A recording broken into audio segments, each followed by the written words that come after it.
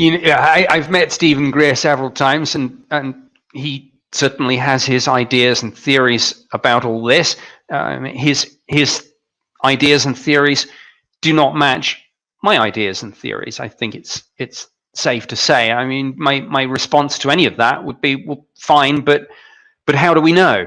And trying to boil it down even to a cliche for a moment, but let's supposing that's all genuine, and an extraterrestrial said, "We come in peace." Well, how can you possibly evaluate that statement?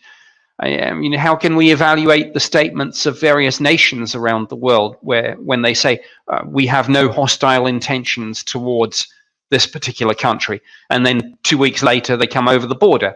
I think our history teaches us that we should judge people and nations by what they do and not necessarily by what they say. So again, with all of this, my response is fine, but how could you possibly evaluate any of that, whether it's coming from Stephen Greer or whether it's coming from extraterrestrials? How could you possibly know?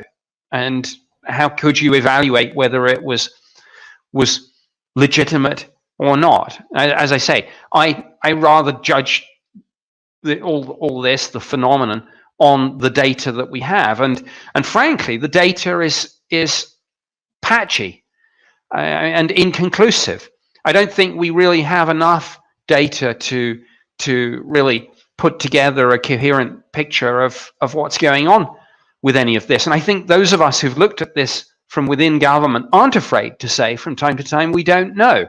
And it always astounds me that people in the UFO community, whether they're believers or skeptics, sometimes have this absolute certainty about the phenomenon that those of us in government just simply don't have, because the data aren't there.